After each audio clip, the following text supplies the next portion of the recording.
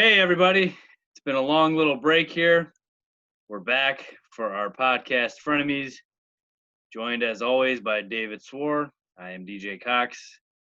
And David, we are about 27 for some teams, 30 for some teams, 17 for some teams. 8 Games for the into this Cardinals. season. Yeah. we're getting there as a whole, I guess. But it's been a while since we've done a podcast. We finished all 30 teams. Now we're going to go in a little different direction here and just kind of talk baseball in general here for a little while. And we'll be bouncing back and forth on some different topics and picking each other's brains on some stuff. So there's been a lot going on, a lot of fun stuff, a lot of crazy stuff. But we're going to get to as much as we possibly can tonight. Hopefully you guys will enjoy this one. And with each week that we do, we're going to do something, since David's a Yankees fan, obviously, and I'm a Cubs fan, we're going to spend about 5 minutes each on our team, just kind of giving a little bit of an update on how we feel the season's going for our teams. And before I kick it off to you, David, for the Yankees update, I just wanted to share, a fun fact that the Cubs have one more win than the Yankees do right now. Just wanted you to know that. So Nice. Just so you know, somehow the Cardinals are only like 2 games out. So apparently playing games doesn't matter. You just, as long as you win your 8 games against whatever crappy teams you play, you can pass the Cubs. No big deal. They're 9-8 and 3 games back. They have just as many games played as we have wins, and they're 3 games back of us. I don't get that whatsoever. I can't wait. They're going to pass. They're going to pass them. Oh, my goodness. I don't even know what to say. Has almost single-handedly ruined my fantasy team. Yeah. So I have one of the best pitching staffs I've ever had. Our boy Ricky always has a good team, always one of the best. And he has one of the best hitting teams. Somehow he has Soto, Betts, and Mike Trout. So that tells you you're almost always going to lose your hitting category. So to be honest, going into the season, I knew that. And I thought, dude, I'm just going to load up on the pitching. And I did. But my boy Jack Flaherty had to start for me last week, and I was pumped. He hadn't got a start in a long time. Guess how many innings he pitched, DJ? 3. I wish. Inning and a third. I wasted a start on a guy that threw an inning and a third. Ooh. So the Yankees played that same night. My boy Jordan Montgomery, lighting it up, rain delay, 4 innings. So 2 starts out of 7 out the window, just right out of the gate. My boy Bieber comes in, strikes out 11 like he's supposed to. My boy Herman Marquez, who has tore it up this year. Apparently the Rockies bullpen was short. 10 runs in 5 innings, DJ.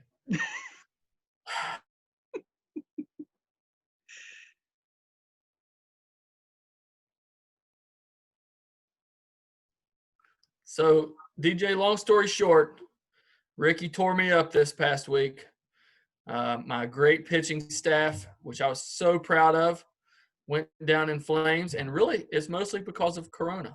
I also, lost some starts throughout the week from the Mets and the Yankees. So, really missing that taxi squad, guys. Just for all you GMs out there that might be watching this show, I know a bunch of you care about our opinions. We really need those taxi squads. You're ruining fantasy sports for us. So, David, what about those Yankees, buddy? How they been doing so far? DJ, it's been Groundhog Day. It's last year all over again. The injury bug has bitten once again. The Yankees started out super strong. To be honest with you, I thought they were the best team. And I'm not just saying that because I'm a Yankee fan. I really thought for that first probably couple weeks, I thought, man, the Yankees, they're the best. They're better than the Dodgers. They were winning without Aroldis Chapman. And now Stanton went down as usual. Judge went down. Gleyber Torres is down. Tommy Kahnle's down. Zach Britton's down. James Paxton down. Miguel Andujar, can't find it. He's in AAA. And so all of a sudden, man, the Yankees are in trouble once again. Now they got a deep 60-man roster there that they can pull from. A lot of good prospects and stuff. But, I mean, when you're losing Judge and Stanton, that could be 100 homers a year. It could be, in a full season. And like I said, Paxton was probably their number 2 or 3 starter. I don't know, man. Still in first place. The Rays own them. But, like I said, I can't – the Yankees are playing with a second-string team the last series. So, I don't know if that's the way it's really going to be. I believe in the Rays, I guess, especially now that Brandon Lau's a stud. But I'm not sure that that I buy that they're better than the Yankees, just to be honest. Maybe in a short series they are. They got an awesome bullpen. And the Yankees are definitely going to miss Tommy Kahnle. He had really kind of become their 7th inning guy. So I don't know. They're still in first place. So we'll see. Why don't you tell us about those Cubs? I know you're proud of them. Yeah, so after yesterday's Kyle Schwarber 2-run bomb that saved David Ross's job because Cubs fans would have wanted him fired if he would have got swept by the White Sox. What do? You can't get swept by the White Sox. You get swept by the White Sox. I actually saw an article that said, and I thought it was hilarious. I should have screenshotted it and sent it to you. It said something along the lines of the White Sox. What was it? The White Sox are the new. I can't remember exactly what the headline was, but it basically alluded to the fact that the White Sox.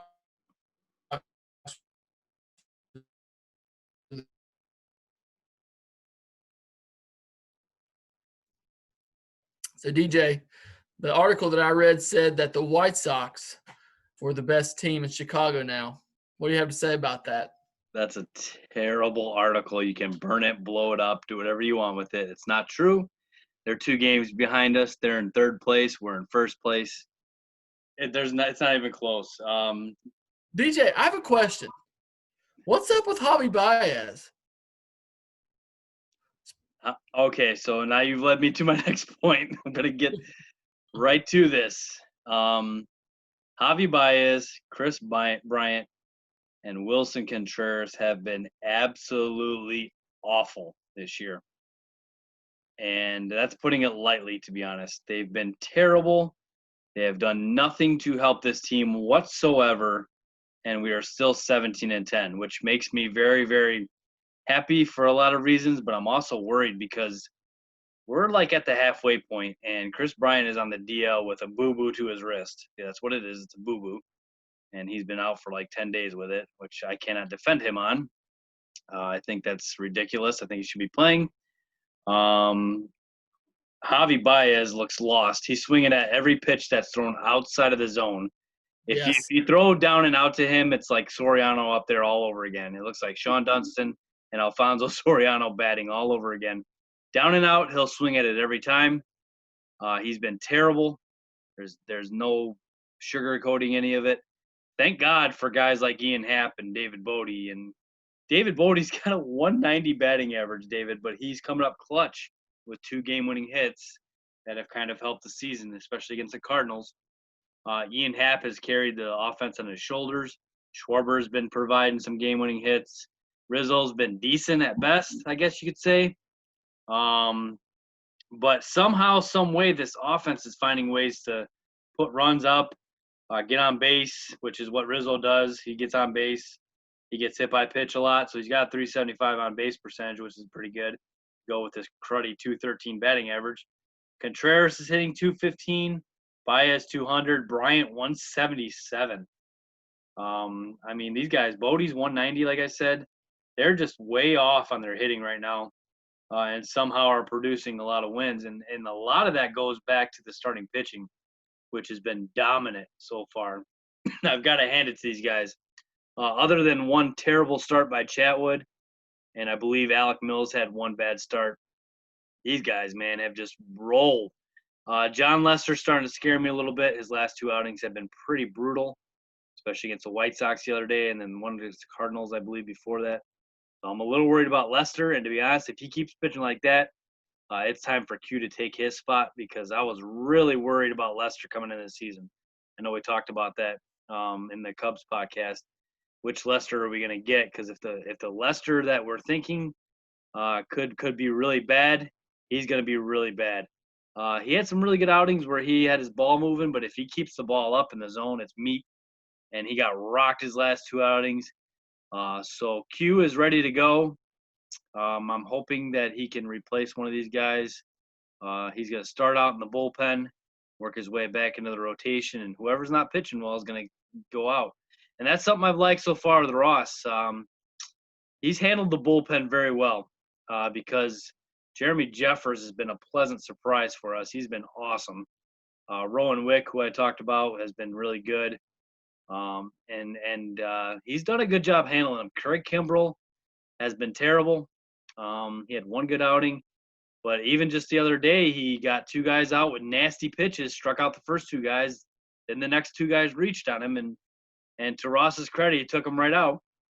And that's something that, as a manager, especially with somebody you're paying a lot of money and he's not doing the job, yanks him, brings somebody else in who possibly could do the job. Jeffers loads the bases against the White Sox in the 2-run game and gets out of it. So the bullpen has been handled really well by Ross, I believe. He's done a great job of doing that, which, like we talked about, I think that's one of the hardest things to do as a manager is handle your pitching staff. Caratini's been a great hitter, DHing a lot, catching sometimes here and there. But, man, this Cubs team's off to a really good start. They were really, I think in their last 10 games, they're like 4-7, which they've been pretty bad recently, but they got off to a hot start so they can make up for a little bit here. Second best team in the National League right now behind the Dodgers, which is not surprising. The Dodgers are ridiculous. But so far, David, man, I'm pretty happy with what they're doing. They're looking really well. Once Baez and Bryant and Contreras just somewhat start hitting a little bit, and Rizzo, man, I'd hate to see that offense clicking when those guys are going. So a lot of hitting out of the 7, 8, 9 spots for the Cubs. It's kind of crazy, too, that the team that we thought would really be challenging the Cubs, not happening. That's the Reds, man. I'm really shocked that the Reds aren't any better than they have been. So, I don't know what's going on there. Again, I haven't followed them that closely. I think I looked a minute ago. They were 11-14. And, man, I just thought that team would be a lot better. I have Sonny Gray on my fantasy team. He's been a stud all year somehow. So I don't know what's going on. I know Moustakas was hurt for a minute. So anyway, I'm just really shocked that the Reds haven't done better. Let's talk a little bit about some of these teams, DJ. More likely to finish the season the way they started, the Marlins or the Angels? Let's talk about the Angels for a minute. I love this. I knew you were going to bring this up. I knew you were going to bring this topic up. Okay, so the Angels, man. You got to give me this. At least I was right about Dylan Bundy. The last 2 starts you haven't been. He's been back to his old self. DJ, they're in last place. We both said there was no way they would fall below the Mariners. And yet your boy Joe Madden has proved us wrong. How do they have the best player on the planet and they're in last place? How is that possible, DJ? I'm kind of baffled. I just looked at the standings and saw that there are 3 teams right now with under 10 wins, and they're one of them. And it's pretty bad when you're down there in the same boat as the Pirates. We're about halfway there. They're 9-20, so they're like at the halfway point.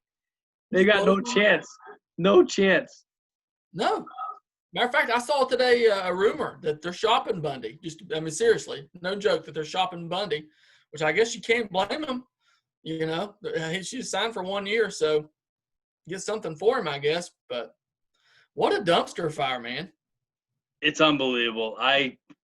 To be honest with you, I'm really having a hard time understanding it. I've seen them play a couple times, but I think it boils back down to, David, where and we brought this up when you brought this up, their pitching has been atrocious.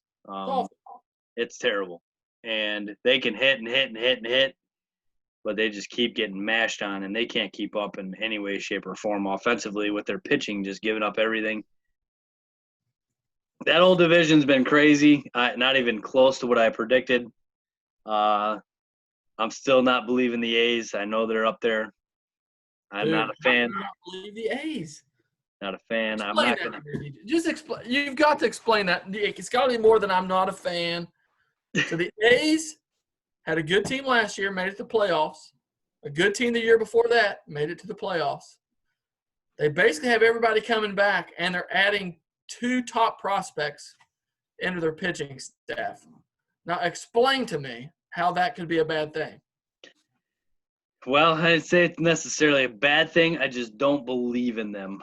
I know that everybody's on the hype train with the A's right now. The World Series or bust kind of deal. But this isn't new. This will be the 3rd straight year they've made the playoffs. This is nothing new. The same team that made it the last 2 years is back, only with additions of the top pitching prospect in baseball. Now, we haven't got to see Puck much. He's been injured. But Chris Bassett's a stud. I guess Bob Melvin must be a genius. He's like a wizard. He's got some sort of like superpower to see in the future or something. That maybe it's money. Maybe he needs to write a book like Moneyball or whatever. Make a movie. But they're a great defensive team. Great defensive team. They hit home runs and they have good pitching. I just feel like they're going to exit stage left in the first round. Well, I mean, that's possible. That's possible for anybody.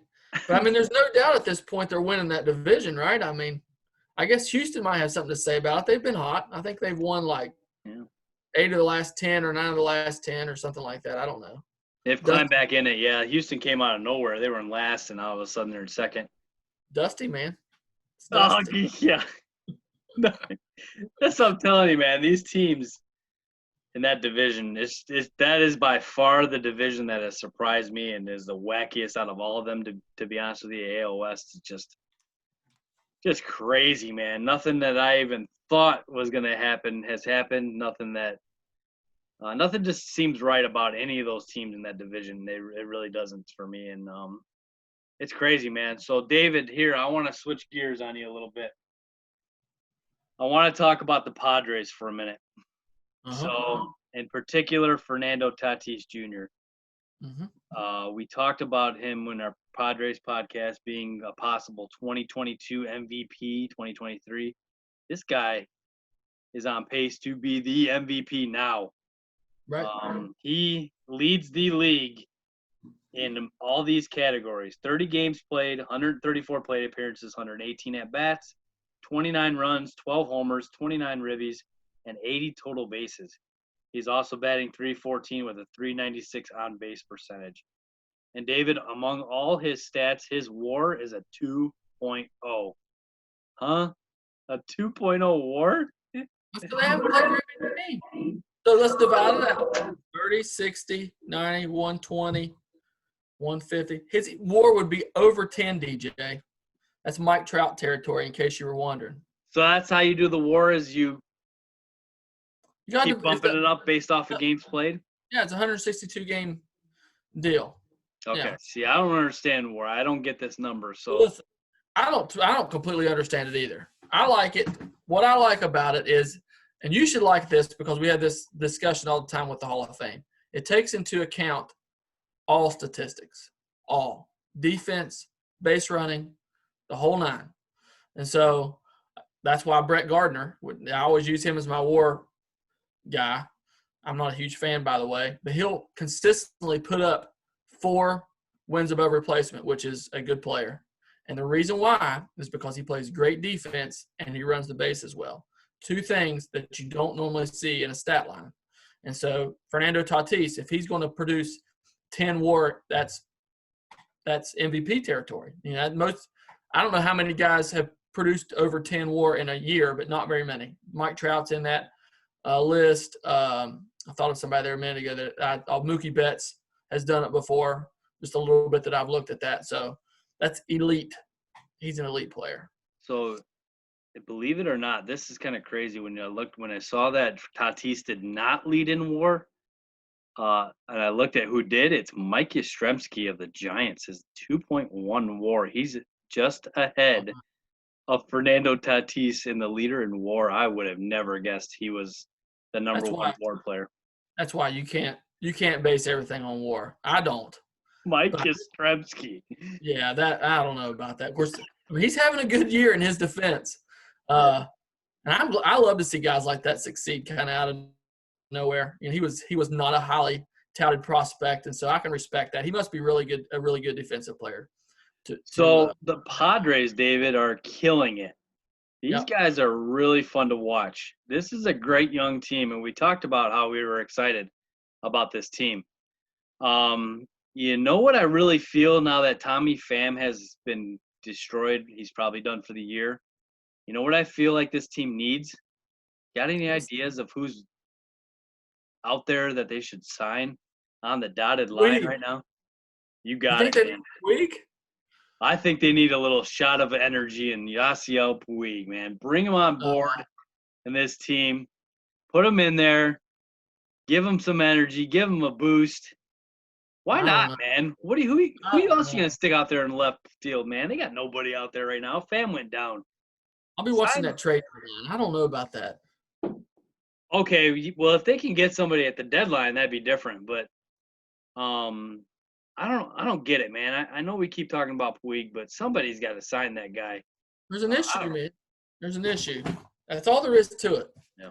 I mean, there has to be some –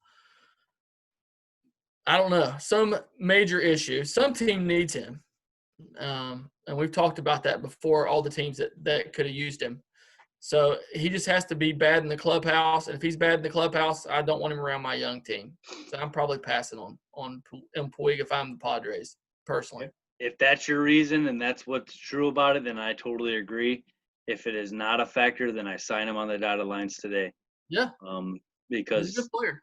But you're right. There's got to be something because nobody – I mean, the Orioles have been rumored to want him, but I don't think he would want to go to the Orioles, just being honest. Yeah. But, no, back to the Padres. So something crazy happened the other day that I want to talk to you about. We're going to get into this a little bit now. So Fernando Tatis Jr. is up with the bases loaded the other day. It's the top of the 8th inning, David, and they're up 7-0. This is a major league game that is 7-0 with the Rangers having 6 outs left. And Tatis takes a 3-0 pitch, and Donkey Kong's a grand slam, and Manny Machado gets thrown at the next pitch. Are you kidding me, David? Listen, this could be the closest you ever see me of losing my cool on this podcast. Hey, Major League Baseball. Do you want people to watch the games? Because these are professional players that we are paying to see play and to do their thing. I do not give a rip how bad the Rangers are. I don't care if it's 21-0. I want Fernando Tatis to hit that home run, and I wish he would have cartwheeled around the bases. And Chris Woodward, what are you talking about? You played Major League Baseball. I'm sorry you weren't very good at it. But if you were Fernando Tatis and could pimp that home run like he did, you would have done it.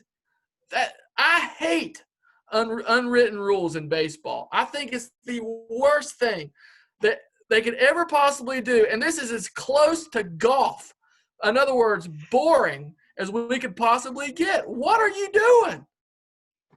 End of rant. That was awesome.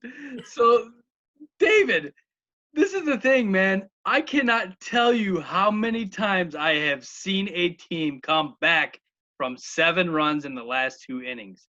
It happens, David. This is the major leagues. These guys are professionals. It's 7-0. I could not believe he had a problem with it. He's got his panties in the wad is what it is. That is ridiculous. It's what's wrong. Is wrong with the game right now.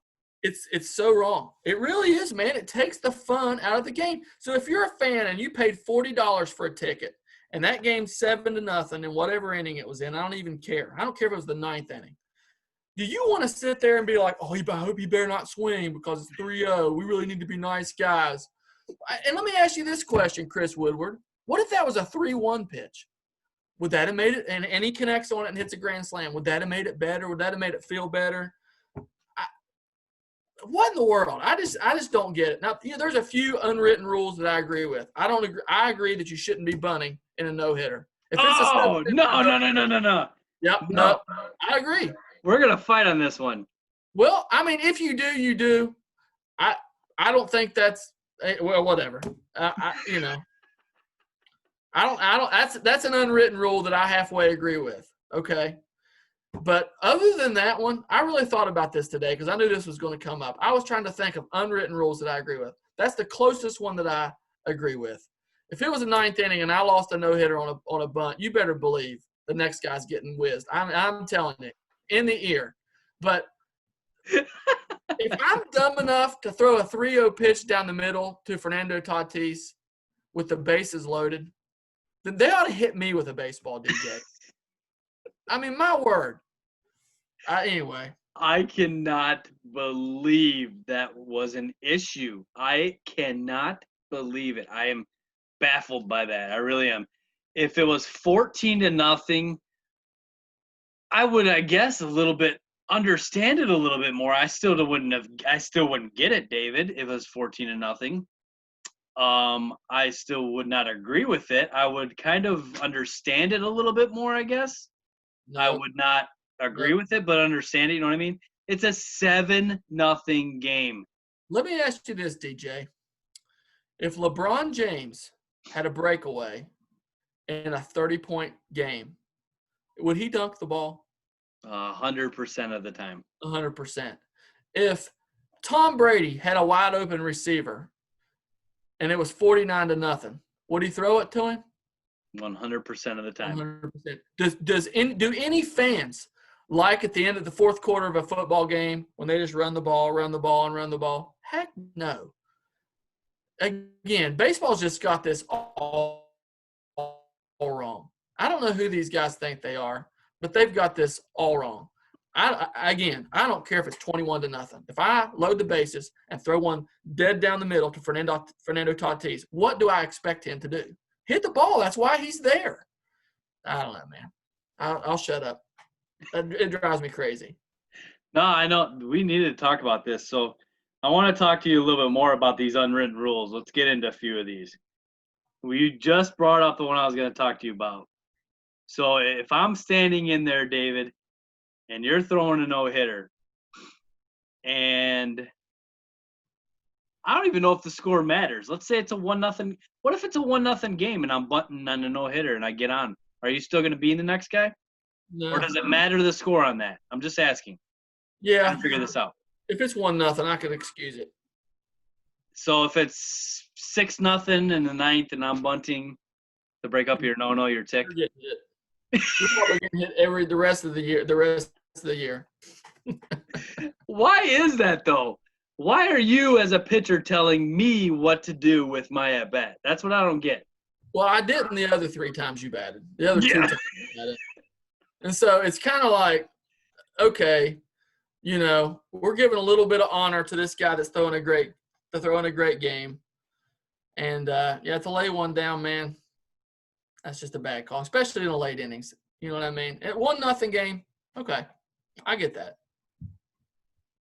I don't know, man. I kind of feel different about this, too. I feel like I don't want my team to get no hit as a manager, as a coach, as a player.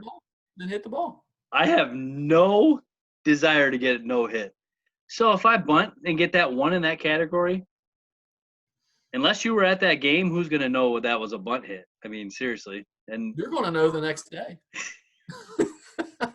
When you get whizzed in the ribs, you'll know for sure. So I respectfully disagree with you on that one. So stealing when you're up 8. No problem. No problems with that? No problem. My job is to hold you on, and my catcher's job is to throw you out. And if we can't do it, great job. I have no problem with that. You know what drives me absolutely bonkers about this one? So I've seen this before. You're up 8 and you're stealing. However, the last 2 pitches before you not pitches, but the last two things before you stole that base, the pitcher threw over to try to pick you off. What? So you're trying to pick me off, then I steal it off of you, and now you're mad? Let me say this. I'm talking about professional baseball here, okay? In high school, yeah, I'm not with that. You know what I mean? I get that a pitcher should be able to hold on, but some guys can't, okay? And so I'm not one of these guys that's for running up the score in a high school game. I'm out on that. But in professional sports where you're getting paid to play, yeah, I go ahead, steal. You might be giving me a free out. I mean, it might be the out that I need. So yeah, go ahead. I don't have any problem with it. All right, so I just hit a home run off you, David. You're going from the pitcher's perspective on this. I'm going from the hitter's perspective on this. I just Donkey Konged one 450 feet on you. I take my bat, I launch it up in the sky. I take 24 seconds to round the bases. I'm doing this number, walking around, strutting my stuff, get to the home plate, doing this.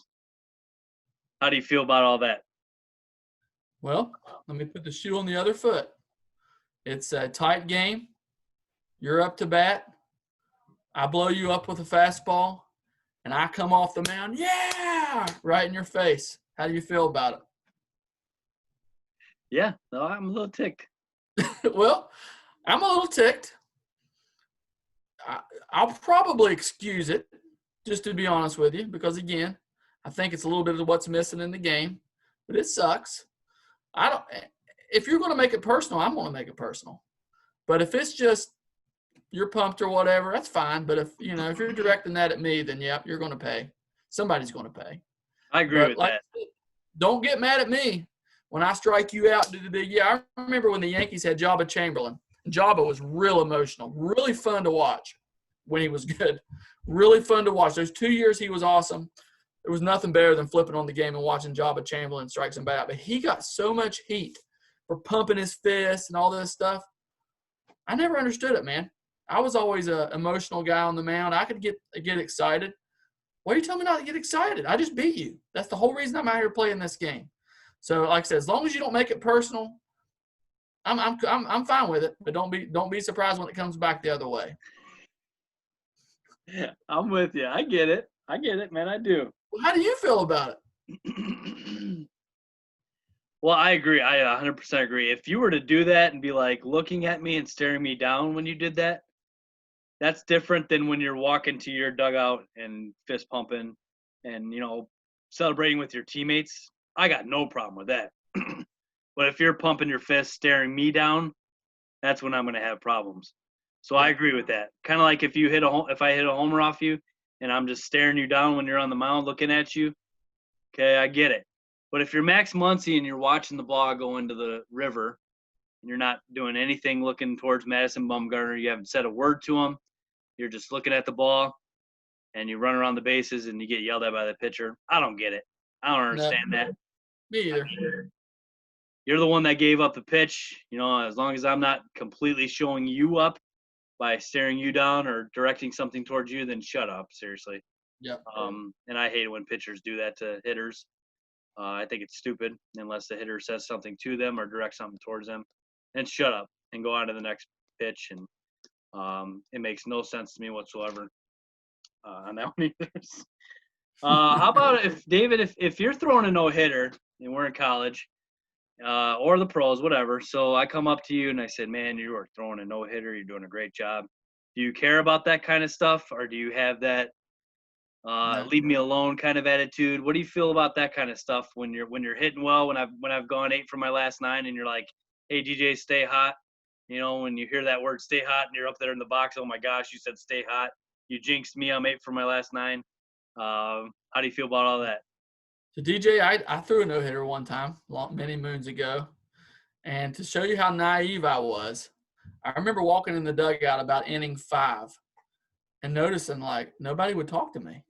Everybody was on the other end of the dugout, and I was just like, what the heck? And finally, I can't remember who I talked to. I think it was Howard. And he basically told me to get out of the dugout, that I was throwing a no-hitter. Well, no, he didn't say those words, obviously, but basically it was like, you need to get out here, and it hit me. So, no, I don't get it.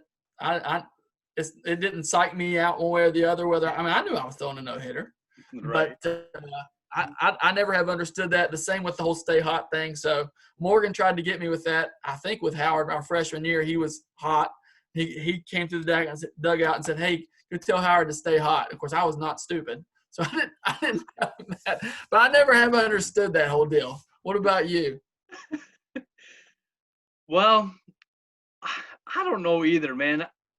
I'm one that kind of follows the protocol on that, I guess, so to speak.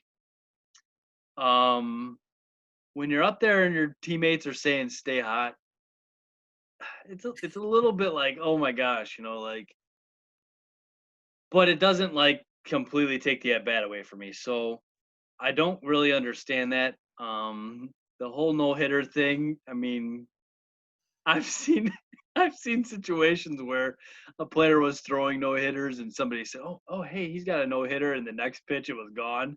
I've seen that happen. So Well, I don't listen, know.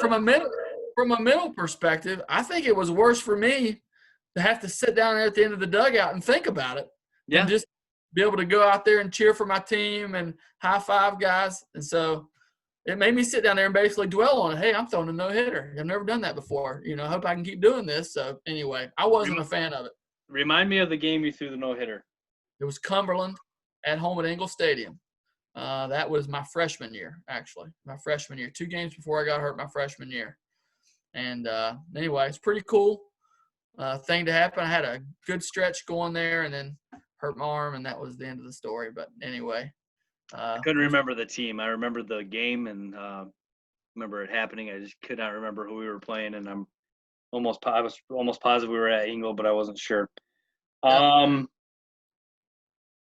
So do you believe in this the unwritten rule that if um, I get plunked by a 95-mile-an-hour pitch towards my head, do you believe as my pitcher that you're going to get one of their guys, or do you think that that's stupid as well?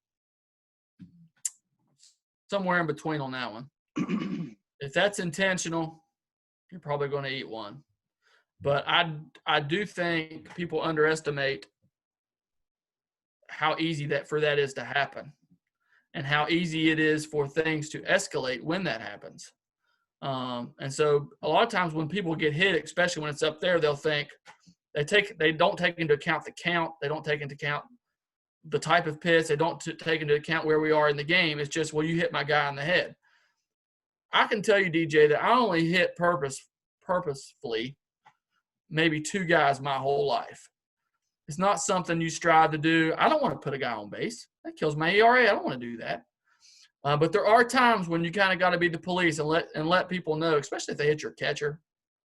That ain't happening. So I'm probably somewhere in between on that one. Gotcha. Yeah, I understand that too. And if I was a pitcher, I would take care of my guys. I believe 100% on that. There's no doubt. If it was intentional, there's no doubt I would take care of them. So Let me that's back something up. that, yeah, Let's talk about something. sure. You seem to have a real problem with guys throwing inside on your cubbies. What's up with that? Oh, you're right. Yes, this is the truth. Okay. What series was that? Man, was I fire? What was it? Milwaukee. Milwaukee. Yes, Milwaukee and the Cubs almost got into it, and this is the beginning of the year. Yep. They're buzzing. They're notorious for hitting our guys, and they come up and in and tight. And I'm not a fan, man. Like they're coming up high and tight, and if you're gonna do that stuff, then Yelich and Braun are gonna eat it, man. And I'm just sick of it. Like there was so many hit by pitches that at time. And as a hitter, man, when you start getting plunked on a consistent basis and by the same guys, the same team, it gets old, man, real fast because that does not feel good at all when you get hit. These guys are good at rubbing that off and making it, not look as bad as it is. But when you get 95 to the ribs, that hurts for like a week and a half. And that's something that these people don't understand. It's like you take all those pitches that hit you, and a good majority of those you're wearing for a week, and you're going to feel that. So the body takes a beating when you start doing that, and that gets frustrating, man. It really does, and I get sick of it. And Yeah, I was pretty ticked on that, man. And then you were making fun of the Cubs and saying they're a bunch of Well, whiners, but the thing is that's obviously I watched some of that series actually, and I didn't think any of it was malicious. I can't remember who the first one to get hit was, but probably Contreras. immediately it was like in your face. I'm screaming at you. I think it was Baez actually, and Yeah. it's kind of like, well, he was throwing inside. Again, take into account the count, the score. Like they're not trying to hit you. They obviously know you guys don't like the ball inside, and you're proving our point. And so, again, there's a fine line at what you can and can't do. But like, don't tell me I can't throw inside, DJ. Yeah, I know. I get it. Pitcher's got to go inside. It's part of the game. But listen, man, I'm telling you from experience, taking 90 to any part of your body hurts so bad. And when you get hit, regardless of the situation, you're ticked immediately. And some of these guys are better at holding it in than others. And it's just like, it's tough, man. After that happens to you, especially the guys who aren't wearing the armor, like everybody takes it off the armor and the elbow. That's nothing. But if you're wearing it and you don't wear armor and stuff like that, your immediate reaction is just pure adrenaline insanity, man. And it's hard. It's hard to hold that back. It's hard not to get mad at the pitcher. But yeah, Milwaukee, man, forget those guys. Those guys hit us on purpose. So, oh hey, so here's one. Here's the last one I'm going to bring up for you because I thought of a bunch of them, but this is one I thought of with you. So say somebody grounds out and they're walking back to the third base dugout. They go right over Oh, the top of your mound and run to the dugout. You like that? Dallas Braden, that was dumb, and I hate A-Rod. I hate him. That was so dumb. Dallas Braden, I'll guarantee you, was on steroids. That's the craziest. I immediately thought how stupid that was. What do you think? That's dumb. That's stupid. I don't think A-Rod was like, I'm going to walk on his mound, watch me. And it's like, Dallas Braden, I hate to say it, dude, you're nobody. And Alex Rodriguez, Roy's or not, was one of the best players in the game. Like, he doesn't have any reason to show you up. He can do that on a regular basis on his own. Well, come on, man. I hate stuff like that. So now if he went across and like stood on the mound and like started kicking in the spot where he kicks, maybe that's a little different. Right. But just trotting over, no big deal. Get off my mound. Oh, come You on. know what? You know what I heard this week, David? Somebody brought this up in the Cubs telecast too, and it didn't really click with me. So, say you're walking to the right-hand batter's box from the first base dugout. You follow me here? Mhm. So, I guess baseball protocol is to walk behind the umpire and catcher to go to your spot, not to walk in front of the catcher and the umpire to get to your spot. Why? It's golf rules, man. Baseball's turned into golf. You got all this unwritten What is stuff. that? I didn't even know about that one, man. I noticed they've always done that, but I didn't know that either. I didn't know that was a thing. I don't get that one either, but whatever. Whatever. You got another topic you want to get on? Let's see here. Let's talk a little bit about the Diamondbacks, DJ. That's one of the teams. Let's talk about them and the Phillies while we're at it. That's two teams that we thought could get in the hunt. The Diamondbacks are in dead last place, man. Now, having said that, they're not so far out that they couldn't jump back into the race. Colorado, who started out hot ahead of them. Colorado's Jekyll and Hyde.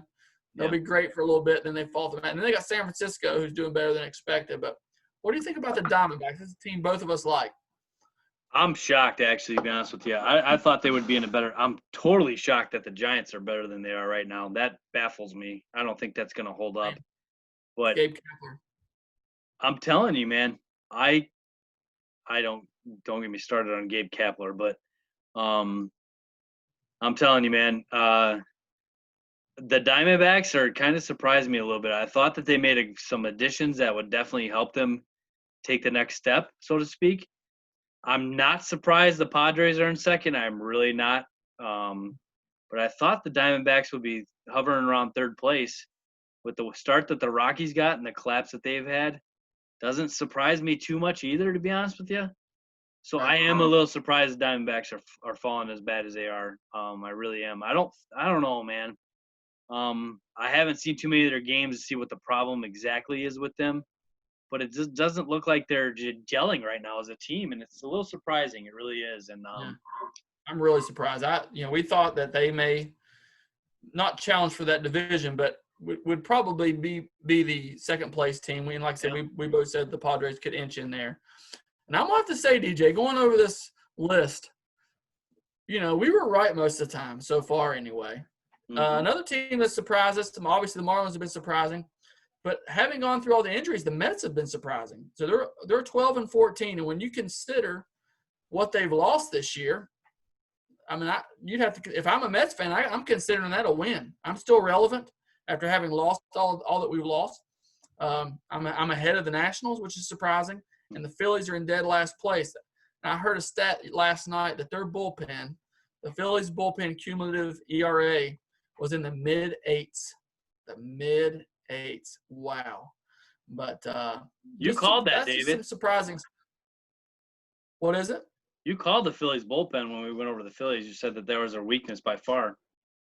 Yeah, I just thought that maybe Nola and company would be able to carry them. They obviously got some great bats. I thought Girardi would make a big difference, but so far, it hasn't happened. They're in dead last place, so I Yeah, don't I'm a know. little surprised with that. That NL East is kind of all over the place too right now too. It is. There's nobody really standing out. Nobody. I'm very surprised the Nationals are where they're at. Strasburg once again is down, which he's out for the count. Yeah. That is not going to help them at all. In fact, I consider them in deep trouble because of that now. Yeah. I think their season is toast when he went down. Man, that's a big blow. When you lose Strasburg for the year, they're going to have a very hard time recovering from that. And I'm with you, man. I'm with you. The Mets are lucky to be around 500 and still relevant.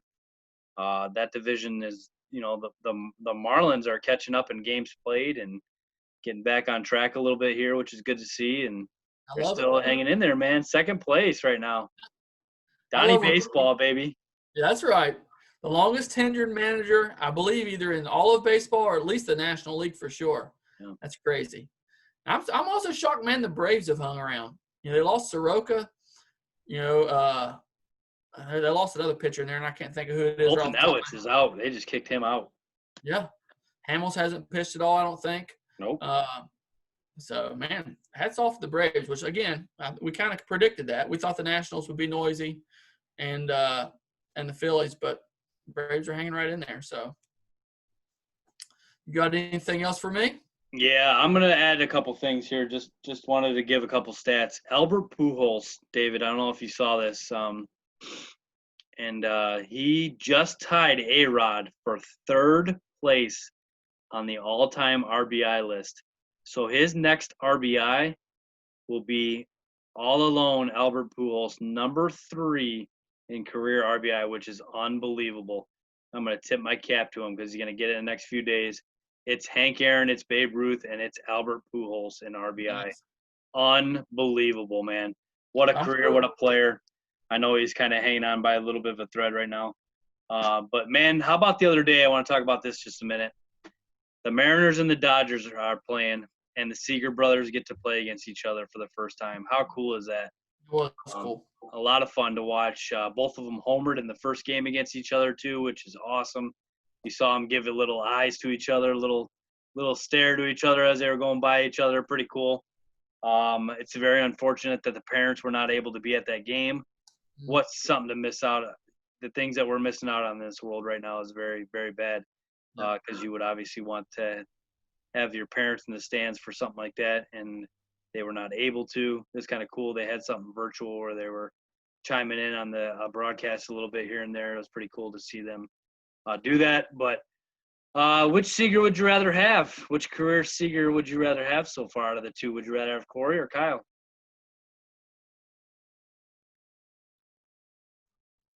I'll take Corey Seager. I think he's just a little bit better than his brother. Obviously, he's younger, plays a premium position. And I don't know if you remember, a couple years ago, Of course, the Mariners, I think, extended Kyle Seager, but he was one of the top third basemen in the league, and he kind of took a step back for a couple of years, but he seems to have kind of found it, and which is really good. I'm really happy for him.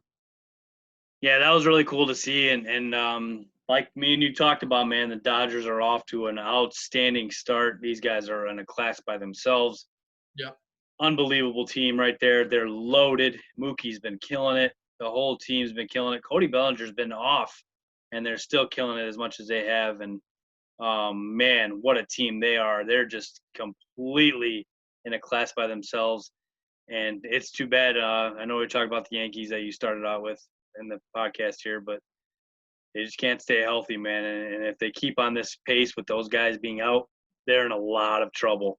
If they can get back healthy and they can get healthy for the postseason, they're one of the favorites. But, man, if they're in the injury bug like they've got, it is not going to be the Yankees this year, unfortunately, man, for you, because they are just taking lumps left and right.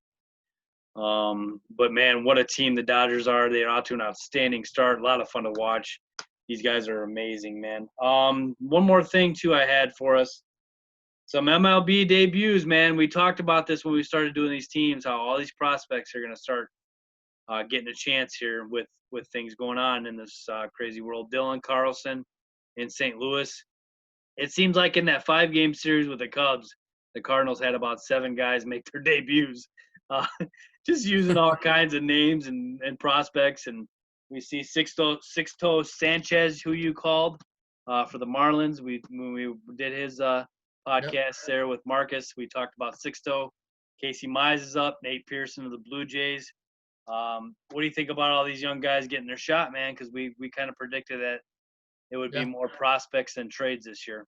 I love it, man. I love that these teams are pushing these guys to play. I guess the Cubs get to face Mize tomorrow, if I'm not mistaken.